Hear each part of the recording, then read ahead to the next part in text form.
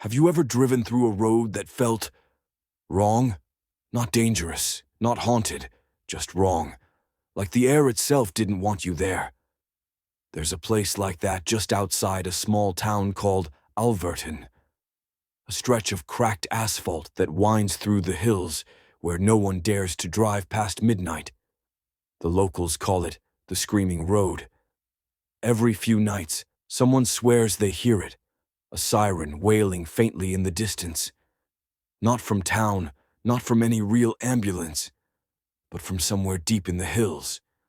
A sound that starts soft, like the wind, and grows until it feels like it's right behind you. Then suddenly, silence. Years ago, an ambulance crashed on that road. A paramedic and a patient inside, both never made it to the hospital. They say it was raining, the tires slipped, and the vehicle rolled 3 times before bursting into flames. But when firefighters arrived, there was no one inside. The seats were burnt, the radio was still hissing, and the back doors wide open. People like to say it's just an old ghost story, but those who have heard the siren never quite forget the sound. Rina didn't believe any of it. She was new to the town, transferred from the city's emergency unit, young, quiet, and still trying to prove herself. On her first week, she was assigned the night shift. The station was small, only 2 ambulances, and the older crew had already warned her not to take Route 19, the Screaming Road.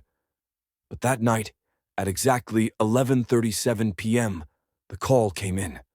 A car accident on Route 19. 1 critical. She hesitated for just a moment. Then she grabbed the keys. The rain had started by the time she reached the road. Headlights swept across the fog, and for a second she thought she saw another set of lights up ahead, dim, flashing red and blue, like an ambulance. She blinked.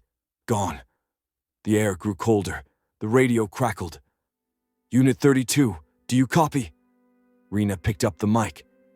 "This is Unit 32. I'm approaching Route 19. No visuals yet." Static. Then a faint voice, distorted but calm. "You're too late." Her hand froze. "Who is this?" Only static replied. She kept driving. The wipers squeaked across the glass. The rain fell heavier, and in the distance, there it was again. The faint echo of a siren. Slowly rising. Her own siren was off, but she could hear it, clear, close, and moving fast behind her. She looked in the mirror. No lights, only darkness and fog. The sound grew louder, almost deafening, until it felt like the whole ambulance was vibrating. Then suddenly, silence again. The engine stuttered, the lights flickered once, and for a brief, terrible second, she saw movement in the reflection of the rear window. A figure sitting in the back. Rina slammed the brakes. The ambulance screeched to a stop.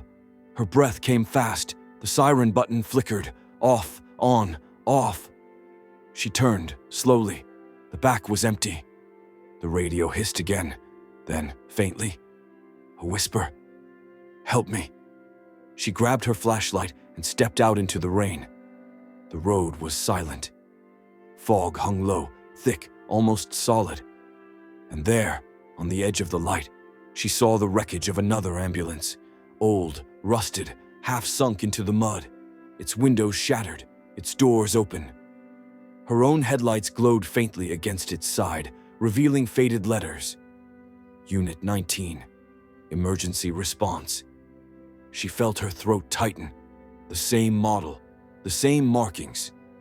But her station had never owned Unit 19. The rain whispered against the metal. The air smelled like burnt rubber and smoke.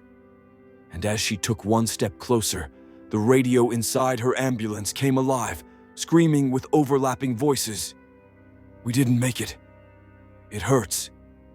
Why did you leave us?" Rina's flashlight trembled, and from inside the wreck, a hand, blackened, wet, and shaking, reached toward the light. Rina froze.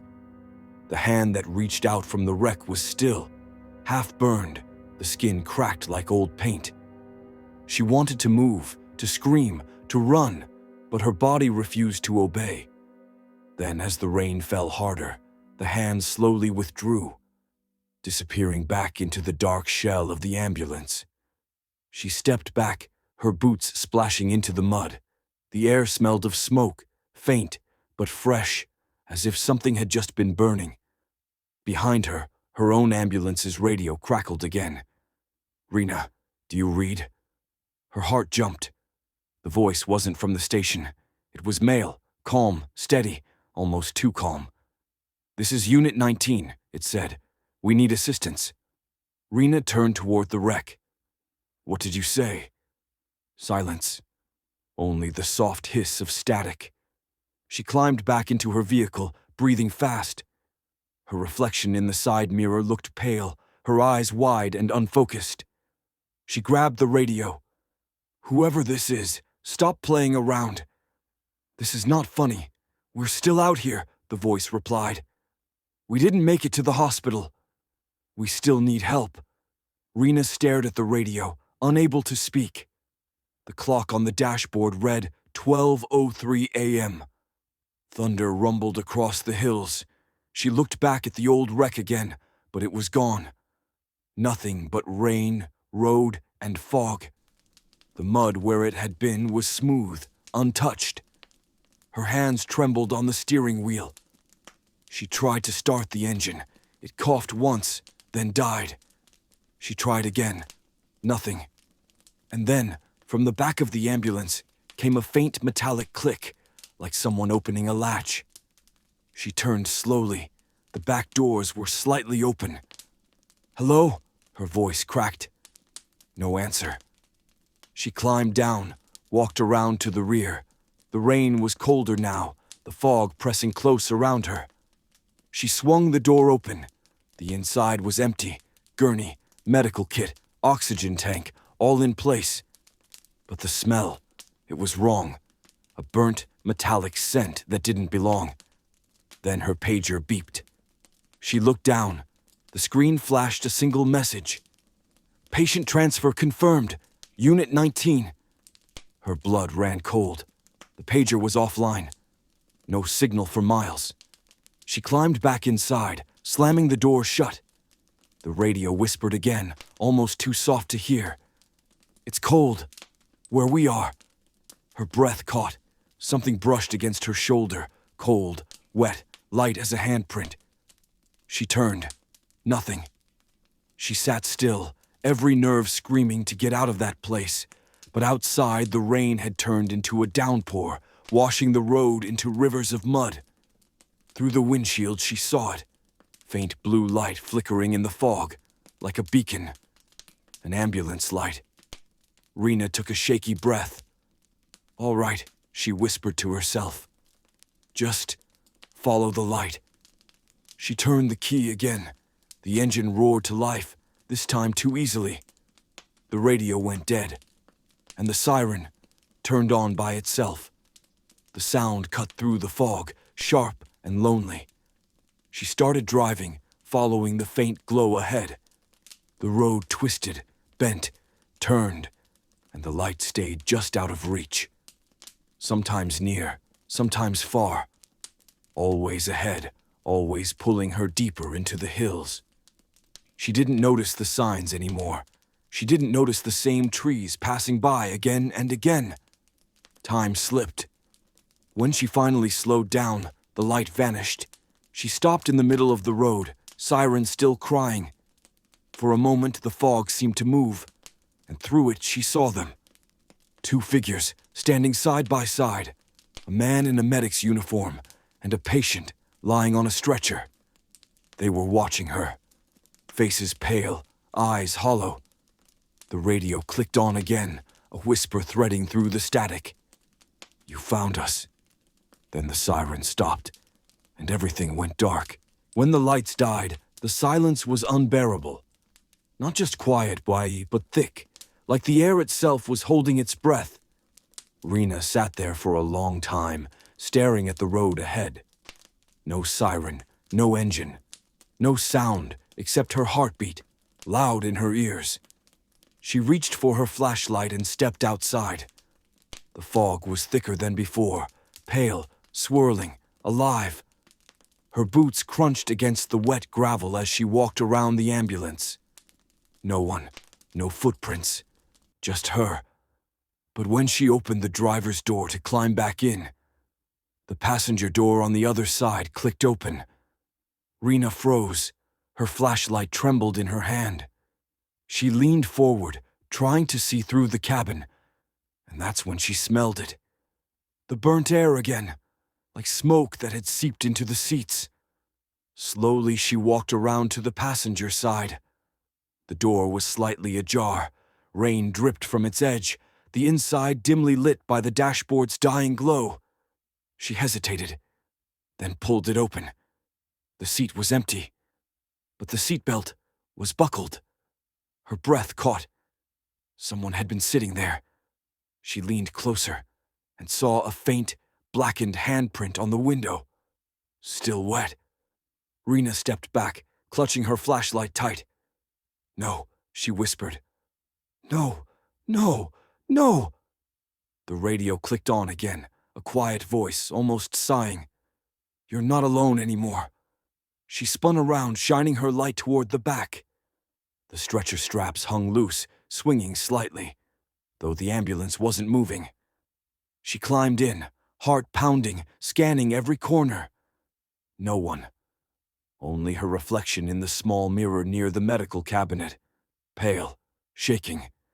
And yet, for a moment, she saw something behind her reflection. A figure sitting on the stretcher. Eyes closed, breathing slowly. She turned. Nothing. Her radio flared again, a man's voice, hoarse, strained. "Unit 19, patient stable, en route." Rina grabbed the mic. "Who are you?" Static. Then the voice again, quieter, closer. "He's still in here." A chill ran down her spine. Her gaze fell on the back corner, where the stretcher lay.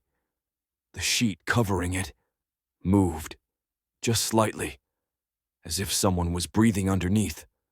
Her legs refused to move. She took one slow step forward, then another. The air grew colder. The smell of antiseptic and smoke mixed together. "Hello," she whispered. "Are you hurt?" No answer. She reached for the sheet, and the radio screamed. A high-pitched wail burst from the speaker, so loud she dropped the mic. The flashlight flickered. And then, the sheet collapsed flat. Empty. Rina's heart raced as the sound faded into static. She reached down to pick up the mic and froze again.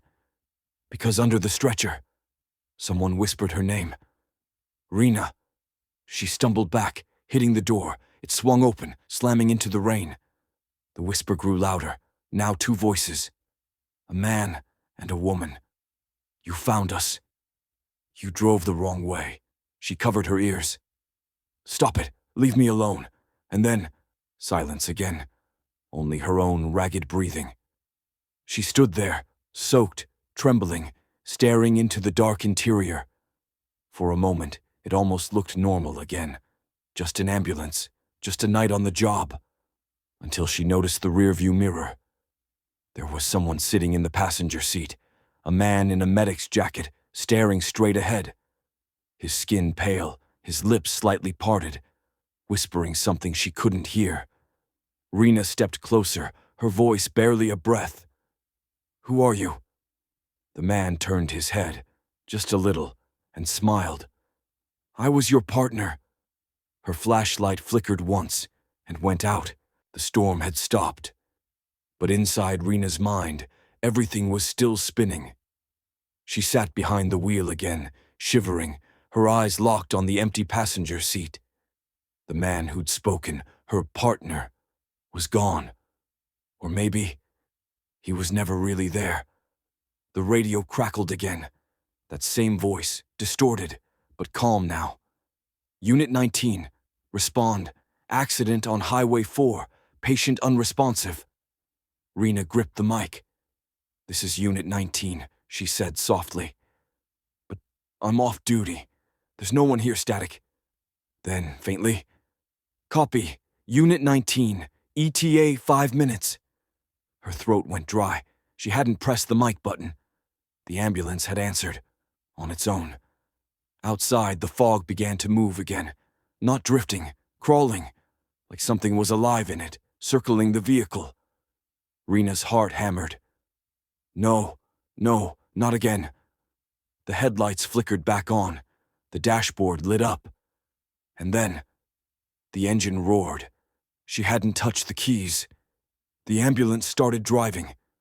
Slowly, steadily, down the dark road. Rina slammed the brakes. Nothing. The wheel spun on its own. She was no longer in control.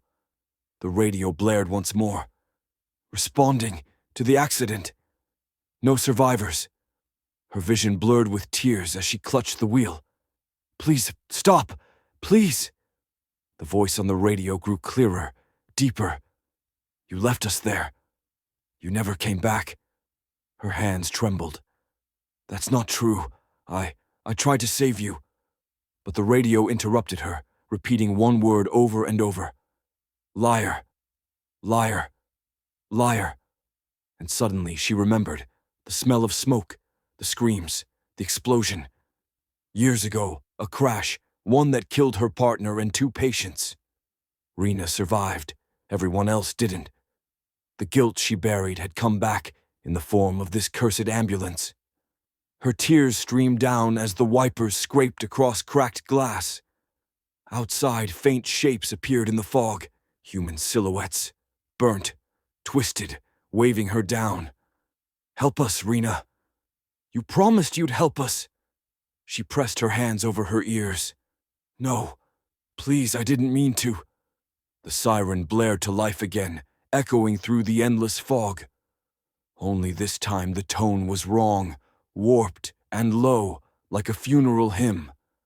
The fog parted ahead, revealing flashing red lights.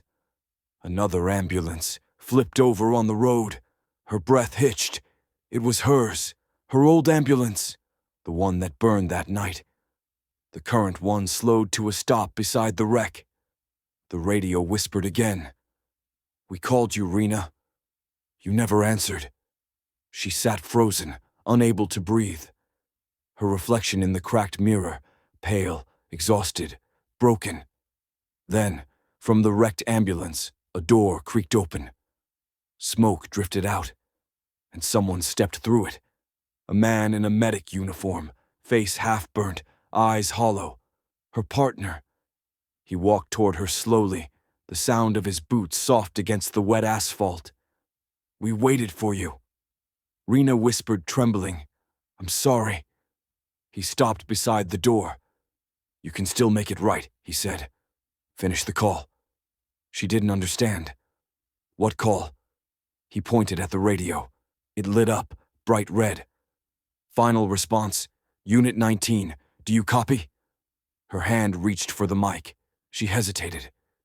Tears rolled down her face. Then she pressed the button.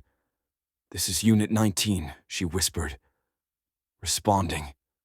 The fog closed in. The headlights faded. The radio went silent. And when the dawn came, there was nothing left on the highway. Just an empty ambulance, engine cold, doors open. And a stretcher, neatly laid out, with a medic's name tag resting on top. Rina, Unit 19. Morning came slowly that day. The storm had passed, but the sky was still gray, the kind of gray that never lets the sun in. Officer Malik was the first to arrive. He'd received a report of an abandoned vehicle on the old highway, a medical unit, lights still flashing faintly in the fog. When he stepped out of his patrol car, the air smelled like smoke and something older. Rot, dust, silence. The ambulance stood in the middle of the road, doors wide open. No sign of the driver, no blood, just an eerie stillness, like time had stopped around it. He called over the radio. Dispatch, this is Patrol 34. Found the vehicle. No one on site, static. Then a soft voice responded, female, quiet, trembling. Unit 19, responding. Malik frowned. Say again? Silence. He checked the number painted on the side of the vehicle. Unit 19. But that couldn't be right. That unit was decommissioned years ago, after the explosion. He stepped closer, flashlight in hand. Inside, everything looked new, yet wrong. The equipment gleamed, spotless. But the air was cold, unnaturally cold. A medic's jacket hung neatly on the seat, tag still attached. He lifted it up and read the name. Rina. Malik swallowed hard. He'd heard the story. Everyone in the district had. He turned toward the radio console. It was still on. A faint red light blinked like a heartbeat. Then the static broke again. Unit 19. Patient stable. ETA 5 minutes. Malik froze. His hand hovered over the mic. "Who's transmitting?" he asked. "We are." The voice was clearer this time.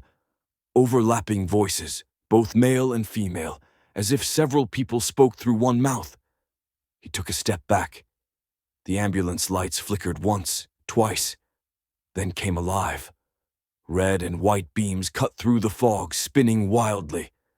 The siren blared, but low, distorted, like a scream slowed down. Malik stumbled back. "Dispatch, do you copy?" The vehicle, static. He ran around the ambulance, trying to look inside, and that's when he saw it. The stretcher. Someone was lying there, covered by a white sheet. His heart pounded as he reached out, hands shaking. The tag pinned to the blanket read, "Patient, Officer, Malik." He stumbled backward in shock. "No, that's not..." But before he could finish, the radio spoke again. "You shouldn't have answered." The doors slammed shut. The siren wailed once more, and the ambulance began to move, engine roaring, tires screaming against the wet asphalt. Malik ran after it, yelling, but the fog swallowed everything. The road fell silent again. A few hours later, backup arrived. They found Malik's patrol car, but no trace of the ambulance, just a single radio mic, still crackling softly. "Unit 19, responding." The officer who picked it up paused, then whispered into it. "Unit 19, where are you?" There was a pause, then a quiet reply. "En route." Days passed, then weeks. But the story of the ghost ambulance never left the town. People started talking, truck drivers, night guards, late-shift nurses. Each of them claimed to have heard the same thing, a faint siren echoing through the fog long after midnight. Sometimes it came from the forest road, sometimes from the cliffs near the bay. But always, it sounded like it was coming for someone. Old Mrs. Dharma, who lived near the highway, said she saw flashing red lights outside her window one night. She thought it was a real ambulance and waved for help. But when she opened the door, nothing. Just tire marks on the wet dirt and the smell of burning plastic. Others claimed that if you stood on the old bridge after 3 a.m., you could hear the radio chatter in the distance, voices calling for help, and one soft, steady female voice responding. Unit 19, responding. Locals began to call it the Echo Route. No one drove there at night anymore. Even police avoided patrols along that stretch.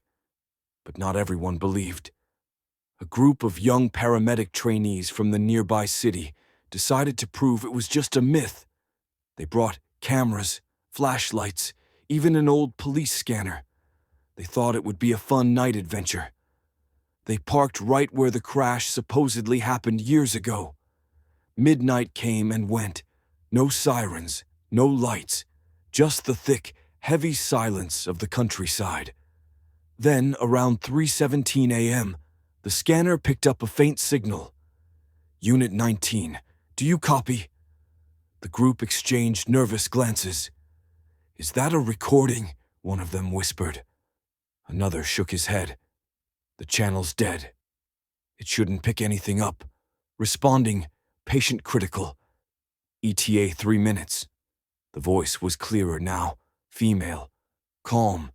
too calm. The air turned cold, their breath visible in the dark. Their equipment flickered.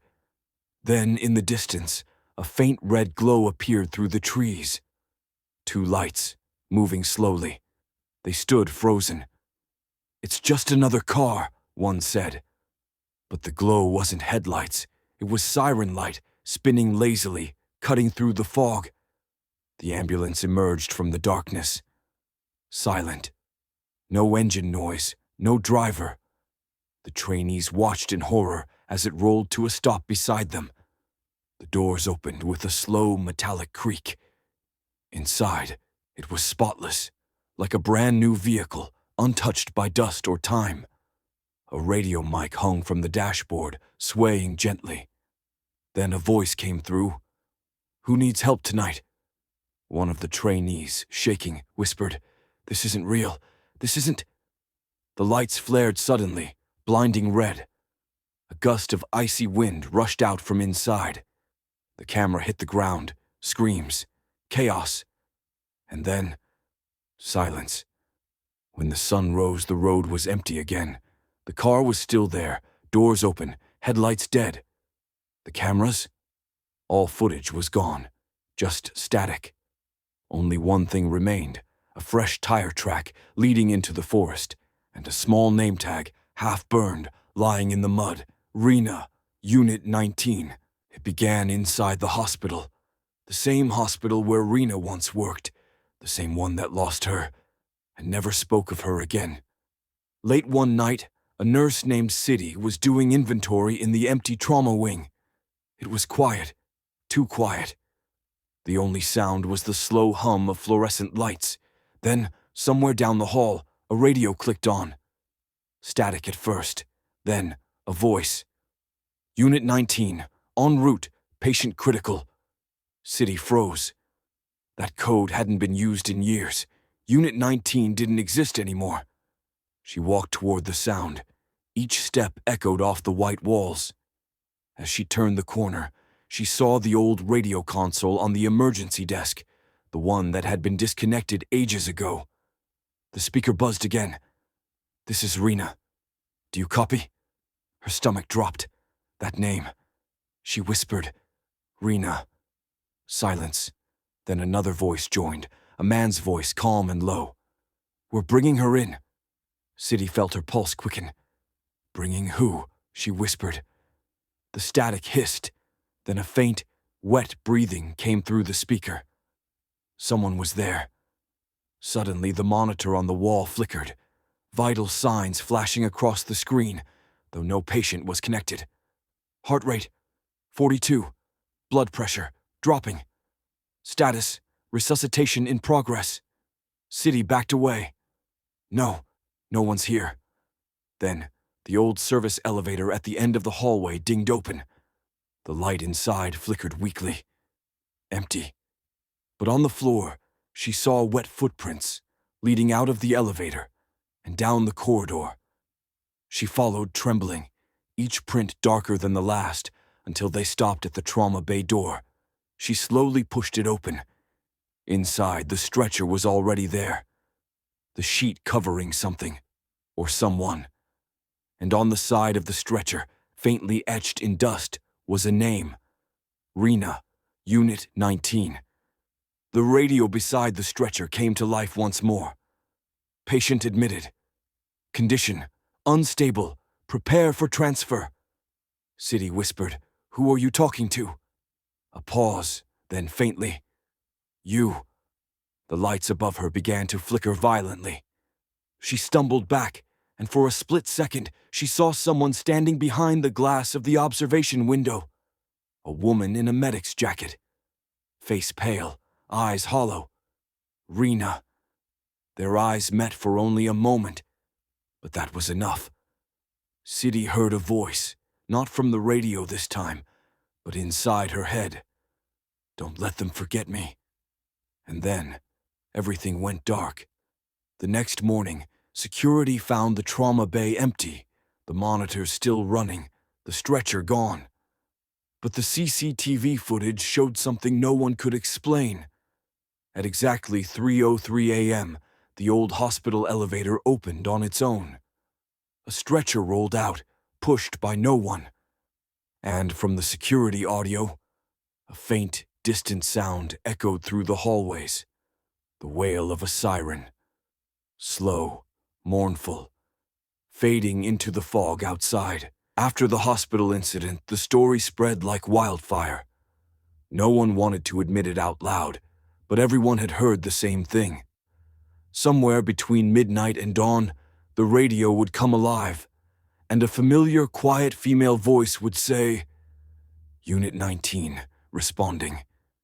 It didn't matter if it was a police scanner, a taxi dispatch, or even an old car radio that hadn't worked in years. The call always came through. And every time it did, someone nearby would die before sunrise. At first, people thought it was coincidence, a freak pattern. But then, a paramedic named Haroon heard the call while driving home from a late shift. He ignored it, turned the radio off immediately. The next morning, his wife found their house door wide open, his shoes still by the mat, his car parked outside. But Haroon was gone. All they found was a trail of wet footprints leading into the hallway and a stethoscope hanging from the ceiling fan, slowly turning. After that, the city began to change. People refused to use radios. Emergency calls went silent. But no matter how much they tried to avoid it, the signal always found a way through. In one small police outpost, a young officer named Maya was working night watch. Rain poured outside, the kind of endless drizzle that blurred the world into gray. She was half asleep when the old dispatch system lit up. The screen flickered with static, and a voice came through. "Unit 19, returning to base." Her eyes widened. The base code was from their own hospital, the one that shut down years ago. She leaned toward the mic. "Unit 19, this is Central Dispatch. Identify yourself." A pause, then, "Rina." Maya froze. "Repeat your name." "Rina." Returning from the call, static swallowed the rest, then softly, "We have one more patient." The lights in the outpost flickered. Thunder rumbled far away. Maya grabbed the flashlight and stepped outside, looking across the empty street. And there it was, headlights in the fog, two dim red beams cutting through the rain. The sound of an engine that didn't really sound like an engine, more like a slow, mechanical heartbeat. The ambulance rolled forward, tires silent, siren spinning weakly, its reflection moving across wet pavement. Maya whispered, "No, it can't be real." The radio behind her crackled again. "Dispatch, prepare for arrival." She ran back inside, slammed the door, and locked it tight. Her breathing was sharp and uneven. But then, a knock. 3 slow knocks on the metal door. Her flashlight flickered. The air grew cold, every sound muffled. Then, through the crack of the window, she saw the white of an ambulance door. The letters barely visible in the rain. Unit 19. Maya tried to call for backup, but the line was dead. Every frequency was filled with the same static hiss. And beneath it she heard whispers. Soft, countless. "Let us in. We brought her home. She's waiting." Maya took one slow step back. And then the siren came alive again, not outside, but inside her radio. The light burst from the screen, filling the whole room in red. The temperature dropped so fast her breath froze in midair. The final transmission came through, clear as day. "Unit 19, returning with last passenger." And then, silence. The next morning, officers found the outpost empty. No signs of struggle. The only thing left was Maya's badge, placed neatly on the desk beside the radio. The radio light was still on, blinking. Heartbeat steady, waiting. By the end of that week, the whole city was drowning in static. Radios in cars, hospitals, police stations, even those long broken, began to hum at the same time. No one could explain it. Technicians said it wasn't power interference. It wasn't weather. It was something else, something alive. At 2:59 a.m. on a Thursday morning, the first blackout hit. Every light in the city flickered and then died. For exactly 1 minute, the only sound that existed was the low hum of dead air. And then, from every speaker, headset, and transmission tower, a voice. Unit 19, do you copy? The sound came from everywhere. Every home, every street, every empty building that still had a wire connected to it. People woke up terrified, unplugging radios, smashing phones. But the voice didn't stop. Responding, en route. ETA 5 minutes. It was the same woman's voice. Calm, tired, endless. Surveillance cameras caught something strange that night. Every traffic light turned green at once. And from the southern road, the one that led into the old city, headlights appeared. One pair, moving slowly through the rain. The ambulance. Unit 19. It drove without a driver, turning corners perfectly, stopping at every intersection as if following invisible rules. Its siren wasn't screaming anymore. It hummed. A low, mournful wail, the kind that seeps into your bones. People stood at their windows as it passed, and many said the same thing. They could see someone sitting inside. A woman in a medic's uniform, eyes hollow, hands folded. Some swore there were others in the back, shapes under sheets, dozens of them. The city's main control center tried to trace the broadcast. Every time they tracked it, it moved, like the signal itself was traveling with the vehicle. At exactly 3:15 a.m., the ambulance stopped in front of the old hospital, the same building that had been abandoned since the fire. Security cameras inside the hospital captured the front doors swinging open by themselves. The lights flickered once, then stabilized. Power returned to the entire grid, and for the first time in 20 years, the hospital's emergency ward lit up. Old monitors powered on, heart rate machines beeped in empty rooms. Surgical lights glowed softly, the operating table, clean, gleaming, waiting. The ambulance doors opened with a hiss. Smoke drifted out. And then, over the radio, patient delivered. Condition, deceased. A pause. Requesting final dispatch. The entire city heard that line. Every frequency went silent afterward. Dead air. Until one voice came through.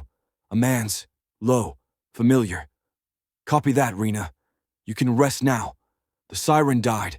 The lights of Unit 19 faded one by one, and the ambulance, still and quiet, vanished from the cameras. When morning came, the hospital was empty again, but the stretchers, all of them, were neatly lined up in the corridor. Each one had a name tag, and on the last stretcher, the tag simply read, Unit 19, complete. The city never forgot the night of dead air. After that, the broadcast stopped. The lights never flickered again. The hospital was sealed by the government. But even silence can remember. For years, people still whispered about it. The voice that called through every speaker. The siren that hummed like a heartbeat in the fog. Some said Unit 19 had finally completed its mission. Others said it was still out there, waiting for one last call. And one night, someone made it. It happened in the winter, 5 years after the blackout. A young dispatcher named Ira was working alone in the city's new control center, a modern place filled with polished equipment and quiet hums of data servers. Around 3 a.m., her console beeped once, an incoming signal on an unused frequency. Ira frowned. That can't be right. She adjusted the dial. Static whispered through the speakers. Then, Dispatch, this is Unit 19. Do you copy? Her heart skipped a beat. She'd heard the stories. Everyone had.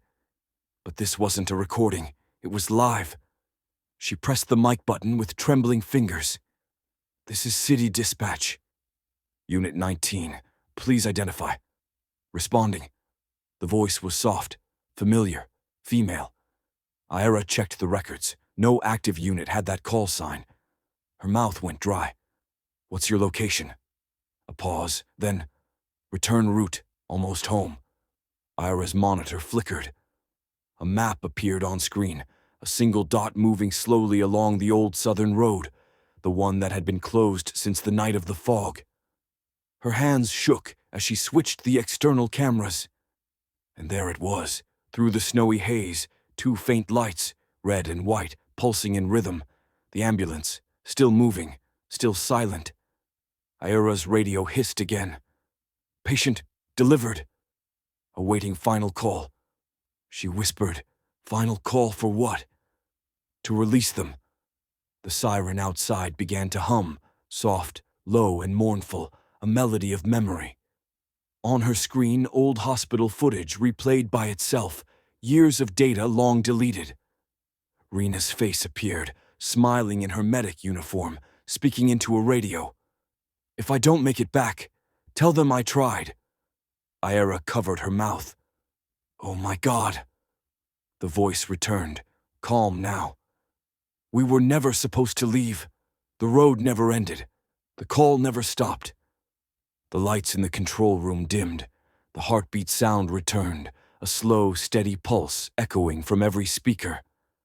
Ira whispered, Rina, what do you want? The answer came softly, almost kind. Peace. The siren faded. The heartbeat stopped, and the transmission cut off. Ira sat in silence, tears in her eyes. Outside, the fog began to thin. The snow stopped. The city was quiet. When the morning crew arrived, the system log showed one final entry. 03:19 a.m. Incoming transmission, Unit 19. Status, mission complete. Responder, Rina. Ira tried to replay the file, but there was nothing left. No sound, just a faint echo, like a sigh carried on the wind. That night, for the first time in decades, no one in the city heard a siren. Just the quiet hum of the world finally letting go.